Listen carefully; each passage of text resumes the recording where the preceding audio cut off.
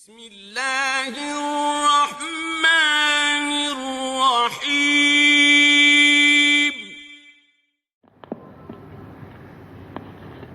السلام علیکم ورحمۃ اللہ وبرکاتہ۔ بسم اللہ الرحمن الرحیم۔ عن نبی ہریرہ رضی اللہ تعالی عنہ قال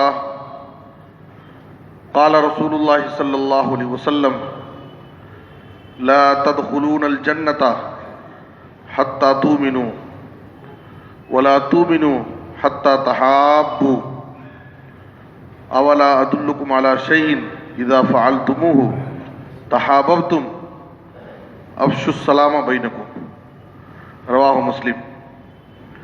محترم حضرات،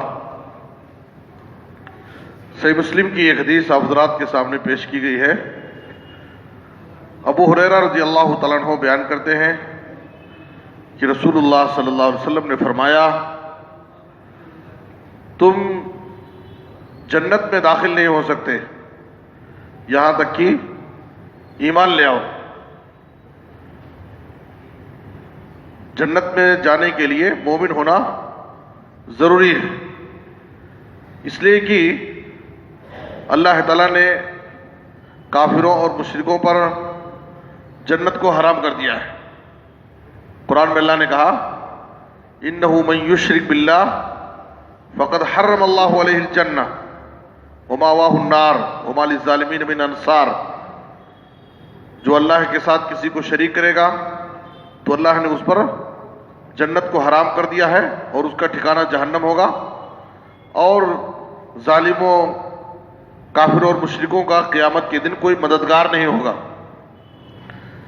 صحیح مسلم کی حدیث میں ہے، غزوہ خیبر کے موقع پر کچھ صحابہ آپ کی خدمت میں آئے اور کئی لوگوں کی شہادت کی مبارکبادی دینے لگے، فلان شہید فلان شہید، یہاں تک کہ ان کا گزر ایک آدمی کے پاس سے ہوا اور اس کے بارے میں کہا کہ فلان شہید، اے اللہ کے رسول فلاں آدمی شہید ہے۔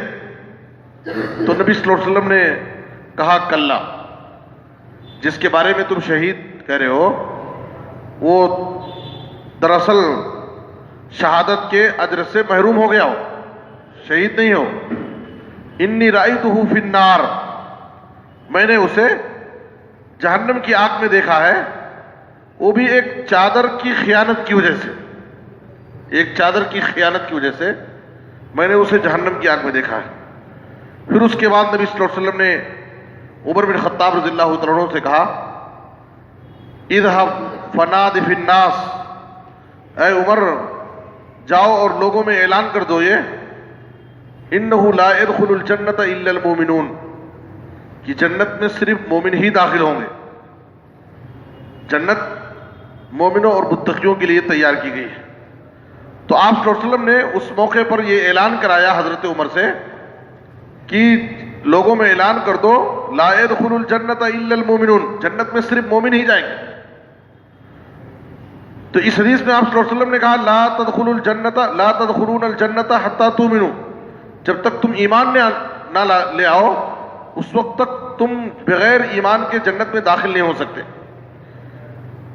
اس کے بعد آپ صلی اللہ علیہ وسلم نے کہا کہ وَلَا تُؤْمِنُوا حَتَّى تَحَابُّوا، تم اس وقت تک مومن کامل نہیں ہو سکتے، مثالی مومن نہیں بن سکتے جب تک تم ایک دوسرے سے محبت نہ کرو۔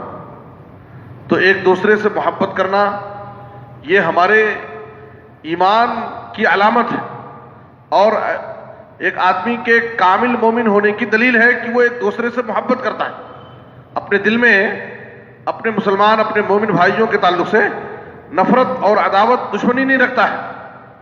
تو ایک دوسرے سے محبت کرنا یہ ایمان کی علامت ہے، اور اس سے ہمارا ایمان بڑھتا ہے۔ آپ صلی اللہ علیہ وسلم نے کہا کہ وَلَا تُؤْمِنُوا حَتَّى تَحَابُّوا، اس وقت تک تم مومن نہیں ہو سکتے جب تک تم ایک دوسرے سے محبت نہ کرو۔ پھر آپ صلی اللہ علیہ وسلم نے آگے کہا، اولا ادلکم علی شیء اذا فعلتموہ تحاببتم، کیا میں تمہیں ایک ایسی چیز نہ بتاؤں کہ اگر تم وہ کرنے لگو تو تم آپس میں ایک دوسرے سے محبت کرنے لگو، تمہاری محبت میں اضافہ ہو جائے گا۔ پھر آپ صلی اللہ علیہ وسلم نے کہا افشوا السلام بینکم، تم آپس میں سلام کو پھیلاؤ، سلام کو عام کرو، اس لیے کہ سلام یہ محبت کا پیغام ہے، سلام کرنے کی وجہ سے محبت آپس میں بڑھے گی۔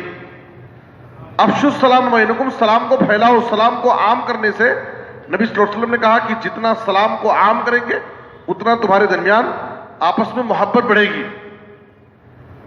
سلام کو عام کرنے کا ایک مطلب تو یہ ہے کہ ہم بکثرت اپنے مسلمان مومن بھائیوں سے جب بھی ہم ملتے ہیں تو ان سے سلام کریں، یہ سلام کو عام کرنے کا مطلب ہے۔ جیسا کہ ابو داؤد کی حدیث میں ہے، آپ صلی اللہ علیہ وسلم نے کہا اذا لقی احدکم اخاہ فلیسلم علیہ، جب تم میں سے کوئی شخص اپنے مسلمان بھائی سے ملاقات کرے تو اس سے سلام کرے۔ پھر آگے آپ نے کہا فَإِنْ حَالَتْ بَيْنَهُمَا شَجَرَةٌ أَوْ حَجَرٌ أَوْ جِدَارٌ ثُمَّ لَقِيَهُ فَلْيُسَلِّمْ عَلَيْهِ۔ آپ صلی اللہ علیہ وسلم نے کہا کہ سلام کو اتنا پھیلانا ہے کہ فَإِنْ حَالَتْ بَيْنَهُمَا شَجَرَةٌ أَوْ جِدَارٌ أَوْ حَجَرٌ، اگر بیچ میں کوئی دیوار حائل ہو گئی، پھر دیوار کے پیچھے ملاقات کیے، یا کوئی درخت آڑے آ گیا، یا کوئی پتھر کوئی پلر وغیرہ بیچ میں آڑے آ گیا، پھر ہماری ملاقات ہوتی ہے تو نبی صلی اللہ علیہ وسلم نے کہا فلیسلم علیہ، پھر دوبارہ سلام کرو۔ تو سلام کو اتنا زیادہ عام کرنا ہے، اتنا پھیلانا۔ آپ سوچئے کہ ایک درخت، ایک دیوار، ایک پتھر بیچ میں اگر آڑے آ جائے پھر ہماری ملاقات اپنے مسلمان بھائی سے ہو تو نبی صلی اللہ علیہ وسلم حکم دے رہے ہیں کہ پھر سلام کرو۔ اتنا سلام کو عام کرنا ہے، اس لیے کہ جتنا ہم سلام کو پھیلائیں گے اتنا ہمارے درمیان آپس میں محبت بڑھے گی۔ اور سلام کو عام کرنے کا ایک مطلب یہ ہے کہ ہم جن کو پہچانتے ہیں اور جن کو نہیں پہچانتے ہر ایک سے سلام کریں۔ صرف تعارف کی بنیاد پر پہچان، جن کو ہم پہچانتے ہیں صرف انہی کو سلام نہ کریں۔ آپ صلی اللہ علیہ وسلم سے پوچھا گیا صحیح بخاری کی حدیث میں ای الاسلام خیر، اسلام کی بہترین تعلیمات کیا ہیں؟ تو آپ صلی اللہ علیہ وسلم نے کہا تطعم الطعام وتقرأ السلام علی من عرفت ومن لم تعرف۔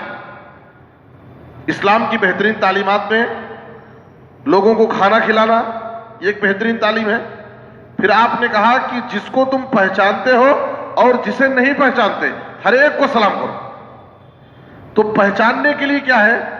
مسلمان ہونا ضروری ہے۔ اس کے ظاہری وضاحت سے ہم کو یہ پہچاننے میں آ رہا ہے کہ ہمارا مسلمان بھائی ہے، مومن بھائی ہے، تو ہمیں اس سے سلام کر لینا چاہیے۔